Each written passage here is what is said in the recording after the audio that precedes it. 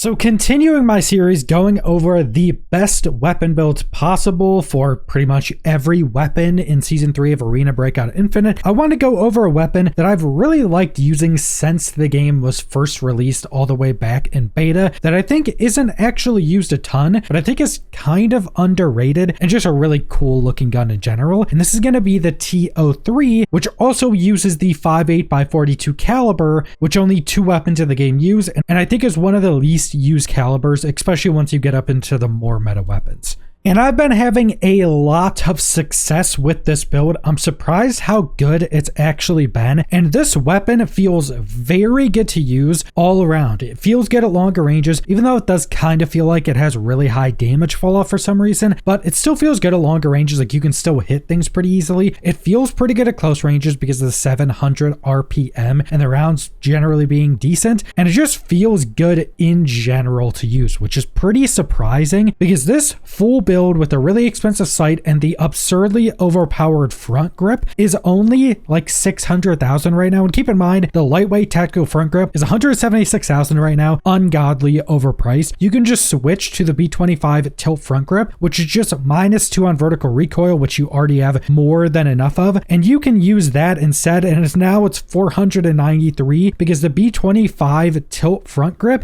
is 78k. So less than half the price of the lightweight front grip, and actually it's getting close to being like a third of the price. So if you don't actually care about just having the best possible build and you just want to save a little bit of money without changing the stats much, definitely change out that front grip. Starting off, we have our magazine. You don't have a lot of magazine options. You have a 30 rounder, a 40 rounder, which I think is going to be 3 tall. Then you have a 75 rounder. I've actually just been using 75 rounders. It's been pretty nice. It is a 4-slotter, so you're going to want a rig with the 4 slot in it, but I've just been using a 75 rounder and a 30 rounder, and you can generally just keep loading in rounds into the weapon itself. If you use up your 75 rounders and you're still alive, you probably just killed or almost cleared a full squad, so the 30 rounder might just help you finish out that fight. And then for our stock, you're just using the TO3 tactical grip. Then for the rail, we just have the TO3 top rail, and you can use whatever sight you want. I've been really liking the 1x 6x, so the 30mm rail sight mount and then the 1x 6x scope on top of this. Just a super nice sight. Close range, it's really good, and then the 6x is really good for longer ranges. Just a really nice sight, and this is a weapon that you can actually use at those longer ranges as well. It's actually a pretty accurate weapon for longer ranges, but with pretty much every weapon in the game, you can use whatever sight you want. Then we're going to be using the TO3 long handguard, and if I'm not mistaken, this is new for Season 3, so this actually helped this weapon be a little bit better. Then you can put a tactical device on it. You can use whatever you want. A lot of people have been using flashlights recently because they just blind people, but use whatever tactical device you want to use. But then for the front grip, like I mentioned, if you want the best possible, it's the lightweight tactical vertical front grip. If you want slightly less stats, but to save a ridiculous amount of Cohen, just use the B25 tilt front grip. That'll be completely fine. Then we're going to be using the T951 suppressor, and that's going to be the entirety of the build. One thing you'll notice is that the horizontal recoil is a lot lower than the vertical recoil. That's just something with this weapon, but you don't necessarily feel it. This weapon still feels pretty accurate and still pretty much like a laser beam. Now you only have 3 ammo choices. You have the level 3 penning, which is the DBP87, which is going to be incredibly cheap, but it's 52 base damage, 930 initial muzzle velocity. Again, this weapon's actually pretty easy to hit longer range shots with. 34 pen, 12 armor damage. Super cheap if you want to be using that, but I would generally recommend only using that with like a budget weapon, but that's still incredibly cheap for a tier 3 penning round. Then you have the tier 4 penning round, which is usually around like 2k if you're playing at a normal time, but this is DVP 88. It's a pretty decent tier 4 penning round, maybe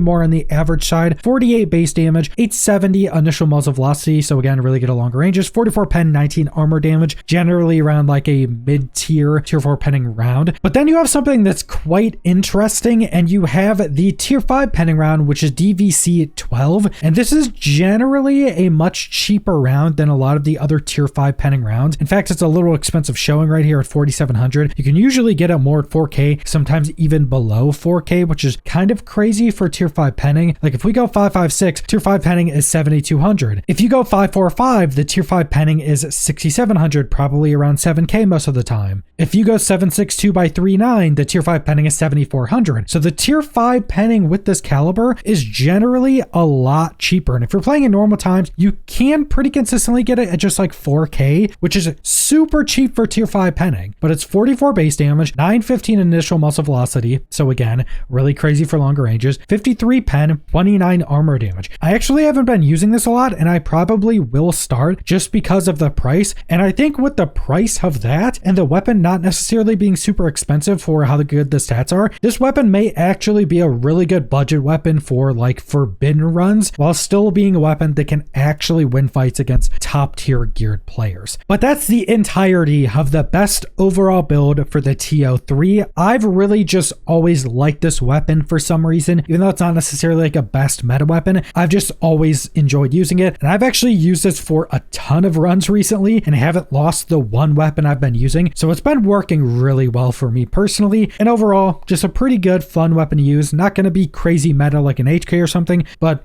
an overall pretty good package. But that's all I want to go over, so thanks for watching.